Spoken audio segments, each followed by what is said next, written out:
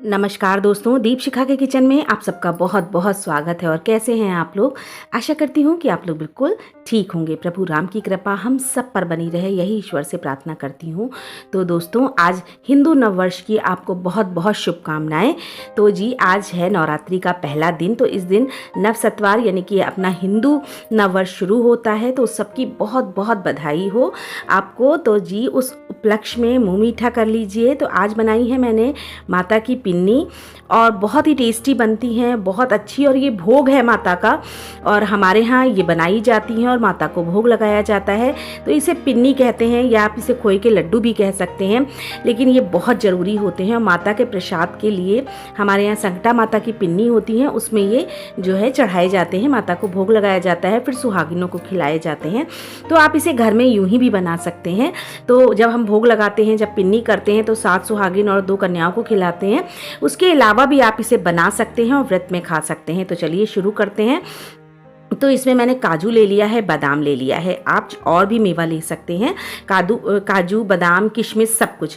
तो ये खोया है, मैंने आधा किलो करीब ये खोया लिया है। हालांकि जब पिन्नी करते हैं तो उसमें 1.25 किलो खोया लेते हैं। तो फिलहाल तो मैं घर के लिए बना रही हूँ, भोग के लिए बना रही हूँ। तो आज मैंने ये लिया है आधा किलो खोया। तो इसको मैं भून रही हूँ। खोए को बहुत मतलब अच्छे से भूनना चाहिए।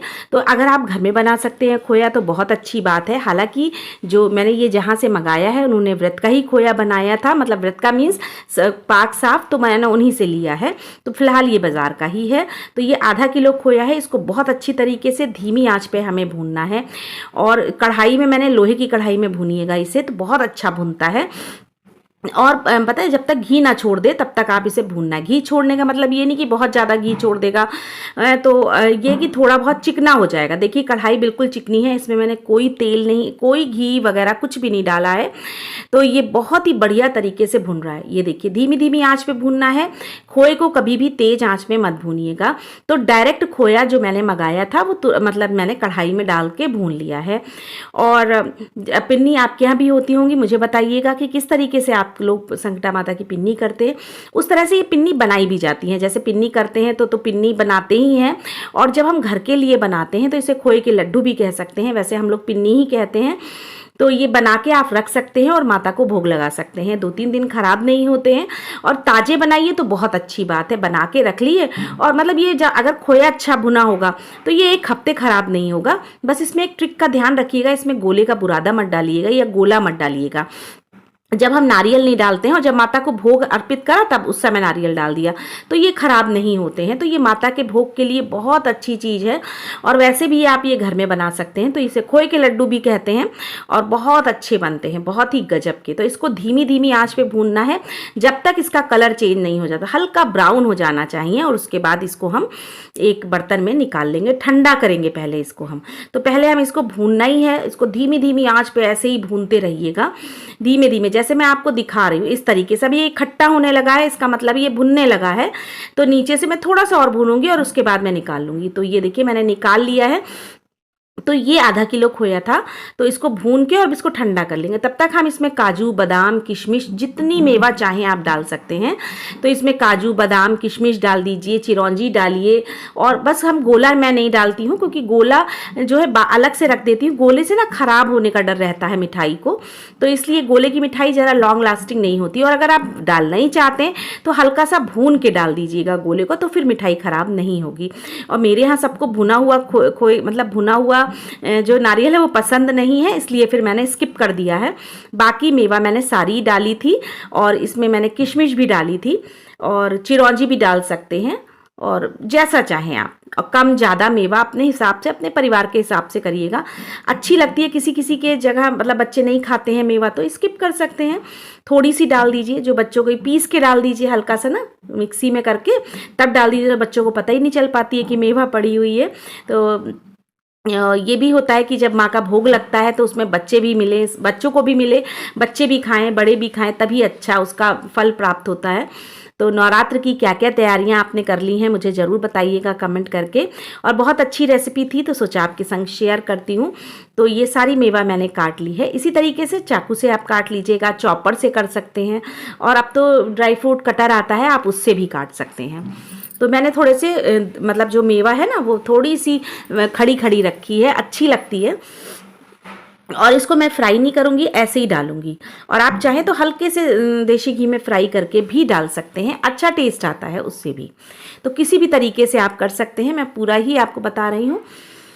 तो ये किशमिश के भी टुकड़े कर दीजिएगा, 2-3 किशमिश जो है मतलब साबित मैंने नहीं डाली हैं, सारी ही मतलब तोड़ दी थी, मतलब सॉरी। और इसमें अब हमने सारा मेवा डाल दिया है खोए में, और उसके बाद मैंने ये चीनी को पीस के डाल दिया था। आप इसमें तगार भी डाल सकते हैं, भूरा भी डाल सकते हैं।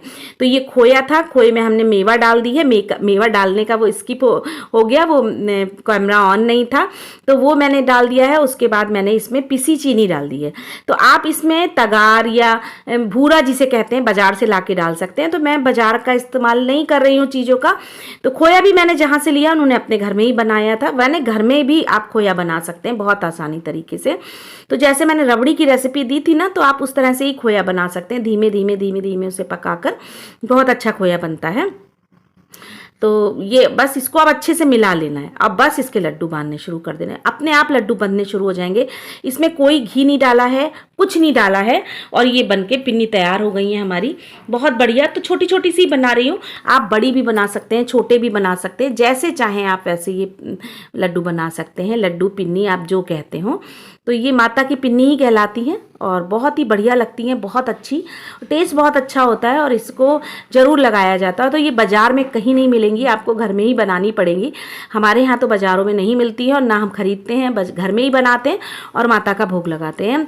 और बहुत अच्छी होती हैं, बहुत शुभ होती हैं और माता को बहुत पसंद है। वैसे भी माता को बर्फ़ी, पेड़े इसी का भोग लगाया जाता है।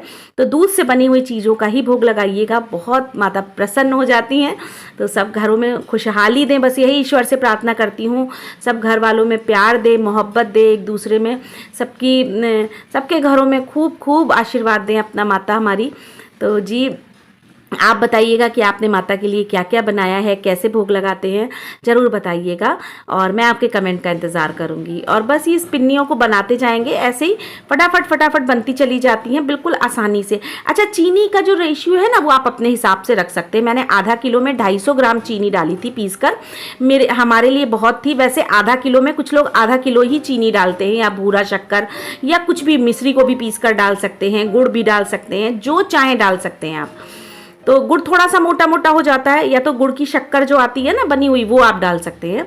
तो जी फिलहाल मैंने चीनी ही डाली है, मेरे पास जो था उसी से बनाया है। तो चीनी को पीस लिया था, वो डाल दिया है और बहुत बढ़िया से लड्डू बनकर तैयार हो गए हैं। लड्डू और मेरे घर में तो सबको बहुत पसंद है और माता रानी का भोग लगता है, उसके बाद सबको यही मतलब वो रहती है कि भाई हमें मिलेगा, हमें बचते ही नहीं है मेरे पास। मैं बनाती रहती हूँ और फिर सब लोग खाते ही रहते हैं। तो भोग लगता है, फटाफट से फिर सबको भोग में हम लोग देते हैं और बहुत अच्छा लगता है। तो बहुत बढ़िया सी ये पिन्नी बनके तैयार हो गई है। कैसी लगी रेसिपी ज़रूर बताइएगा और ज़रूर बनाइएगा। अच्छी लगे तो दीप शिखा के किचन को लाइक करिएगा, शेयर करिएगा, सब्सक्राइब करिएगा। बन गए हमारे लड्डू बहुत बढ़िया से।